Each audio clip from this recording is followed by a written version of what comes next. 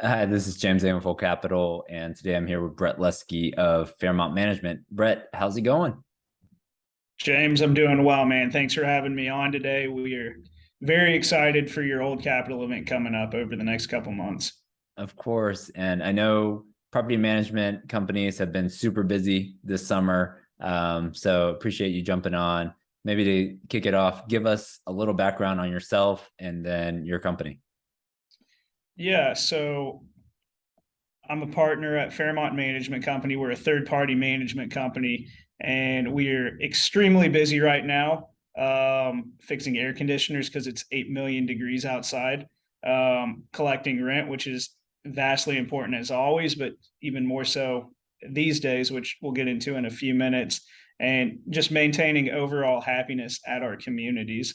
I joined our company about 7 years ago. We've just worked to streamline and grow our business with people we know and like. And James, I'm lucky enough to know you and like you, so thanks for having me on. Well, Brett, you've always done a great job, so we appreciate you sponsoring the event and then also being a part of it. So maybe to kick it off, what are you seeing out there in today's market for multifamily owners in terms of collections, in terms of what property owners should be doing right now? Sure. So we've been around for almost 30 years now, founded in 1994, and have just always concentrated on common sense management, right?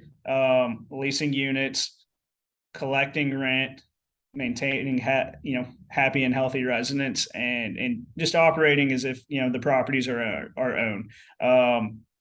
One of the biggest issues that we are running into and that we advise on is, as you're buying these properties, it's important to not only get the trailing 12 offering memorandum and rent roll, but it's also very important to look at and receive a delinquency list these days.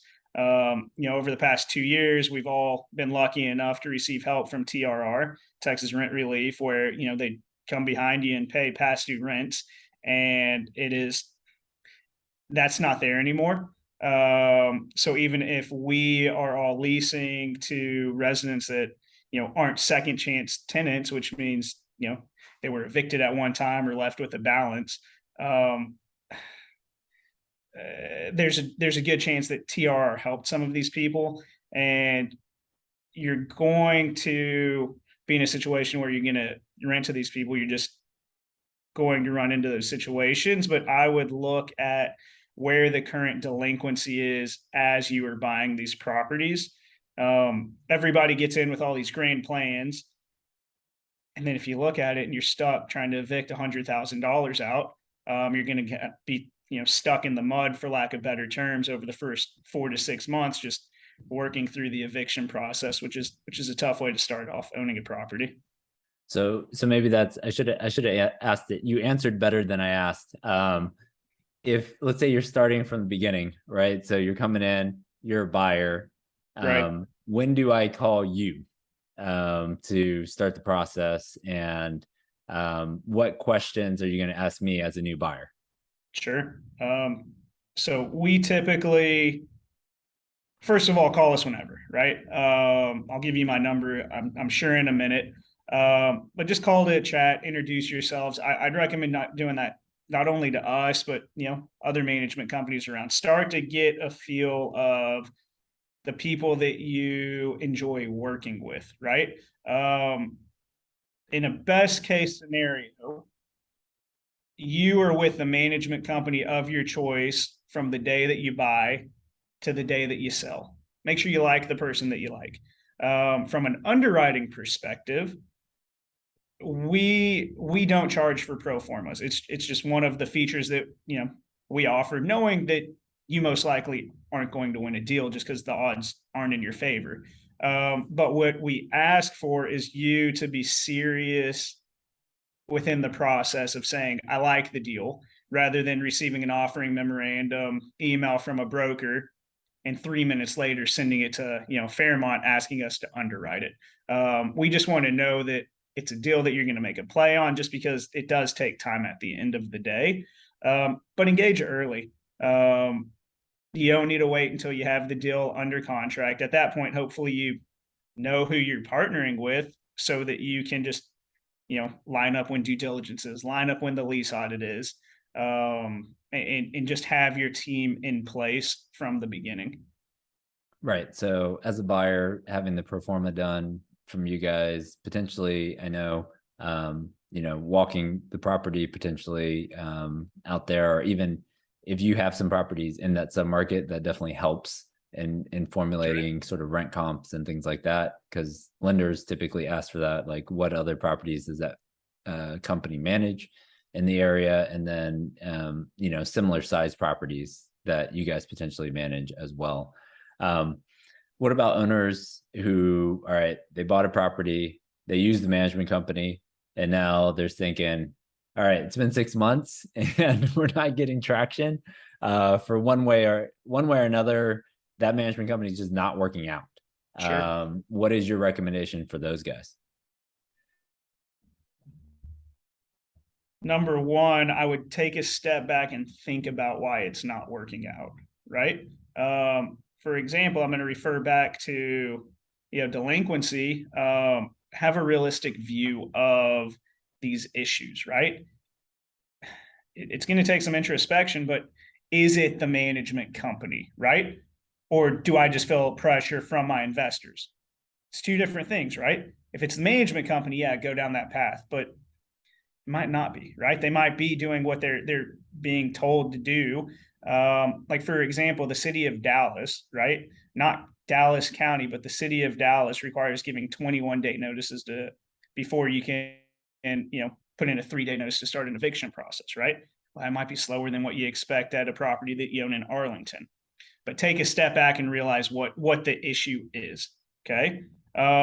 Number two, if you are making a change, come up with a realistic timeline of when that change is going to happen, right? Obviously, you want to make a change. Obviously, you want to do it yesterday, but get everything set up, right? If you own the bank accounts, for example, set up a new bank account so that your management company can have, a correct balance whenever they take over these properties. If it takes an extra 2 weeks for the management company to take over just for transferring reports and stuff like that, the 2 weeks of pain with the old management company to get all your balances and stuff like that correct is going to infinitely help you as you move forward with these properties. And then look, it's, from our perspective, hiring is a very difficult job these days. It's very competitive. It's more expensive, right? And it's just tough. If for whatever reason people are disappearing, don't necessarily want to work, I don't know. But that's the case with all companies these days. I mean, interior contractors, management companies. So come up with a realistic game plan, right? Offer feedback on who you like and who you don't like at your property. And if the management company sits there and says, let's bring in everybody to give them a chance, do it. Offer that support, because it very well could be that the leasing agent is struggling because she doesn't have the back end support. So I just, again, take some introspection, and then also if that doesn't work, come up with a realistic game plan with the new management company for everybody to have success. And then for, let's say your property is doing well, and what are and you guys pretty much focus on third party property management, so you're working with a lot of different owners. What are some of the best practices, or which owners do you enjoy working with? What is their rhythm with you guys? Sure. So the analogy I like to use is Google Maps in a car. Okay. James, if you're my client, give me the destination that we need to go to, right? Okay. I'll drive the car. Don't sit there trying to press the pedal or take the steering wheel from me, right? We've obviously done this for 30 years. We know what we're doing. Might be slightly different than how you would necessarily get there, but we know where we're going as long as we have the destination. it's really easy these days to get stuck in the minute details of the property, right? Everybody has, look, you request access to the software. You have access to whatever drive you're using with KPIs. You have access to the managers via email, via phone, right? Managing a property behind a computer is very easy to think that stuff should happen instantaneous. It doesn't Right. always happen instantaneous, right? It could be that the contractor got sick and he's out a week, or why didn't your maintenance guy turn a unit because it's 110 degrees outside and he's fixing 10 air conditioners, right? Because those are 10 paying residents. So it's just get focus, and it's very easy to lose track of this, but give the management company the macro level, right? We need to get from here to here. This is where we need to grow our revenue. And they're the professionals, man. You hired them for a reason. Let them do their thing until they prove that they can't. So when I'm driving, we have some backseat drivers in our family, and sometimes we can't decide on a parking spot. So let alone a destination. So I completely get that. And yeah, I've seen, and I don't know if it's because it's almost like a lack of trust between the general partner and the property management company in terms of, all right, I don't trust that this guy's going to be able to get to the destination. Right. Right. Because a lot of these people who are in real estate, they got into real estate because they want control of everything. And Sure. so when you tell them, hey, you need to, not worry about the, $10 invoice that came in on Wednesday, we're going to take care of that. Like, sometimes they want to take care of it themselves. So, yeah, that's a great point.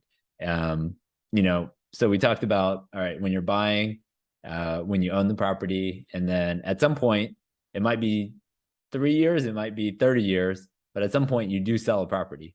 And going through that process, what have you learned or seen property managers do well and maybe not so well on that point? Yeah, selling a property is it's not a lot of fun. And what I mean by that is you're dealing with people's livelihoods, right? Not just mine. I'll have a job tomorrow. I get it. But your on-site staff, right? They are your most important advocates, and they're going to be the ones dealing with the most, stuff throughout the sales process. Have a clearly defined plan, right? For if the property sells, and these days, if the property falls through, right? For example, James, you're my manager. I'll pay you $5,000 if the property sells. Don't look. Don't give a bunch of different goals if the property hits here or here or here, and it's like that super like gray area, right? If the property sells and I get the price that I like, here's your money. If the property doesn't sell, you just dealt with this for the last 60 days. I'm going to give you another number. Might be a little less than the sales price, but just make it very clear. And look, we talk to our employees. We try and proactively come up with next steps in the process, right?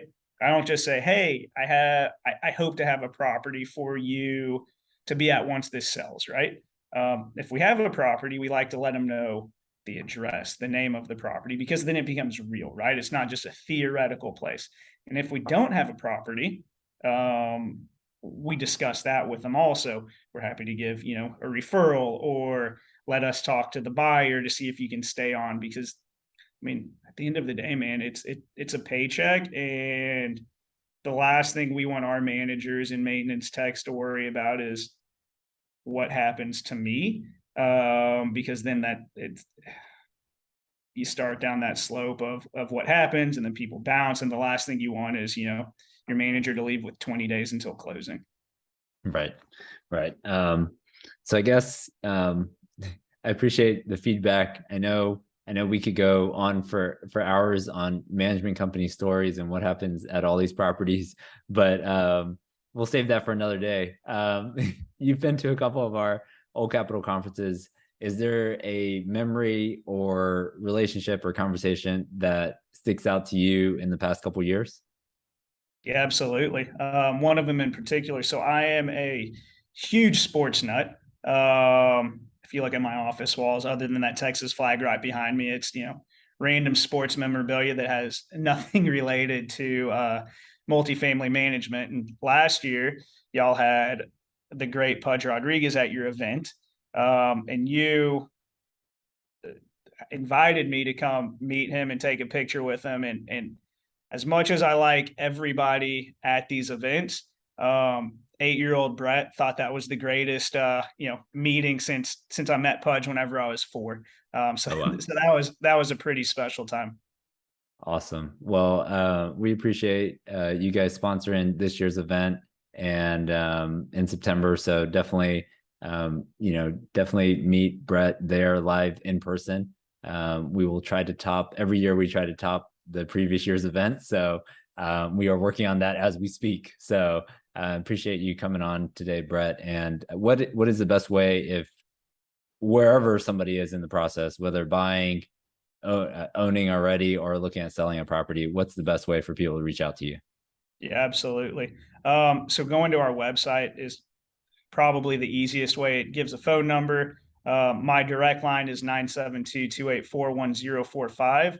Or if you go to our website at fairmontmanagement.com, you just enter a little contact information with whatever you're looking for via pro forma, just regular information, and that'll come to our main line to where we can distribute it out and get you to the correct person.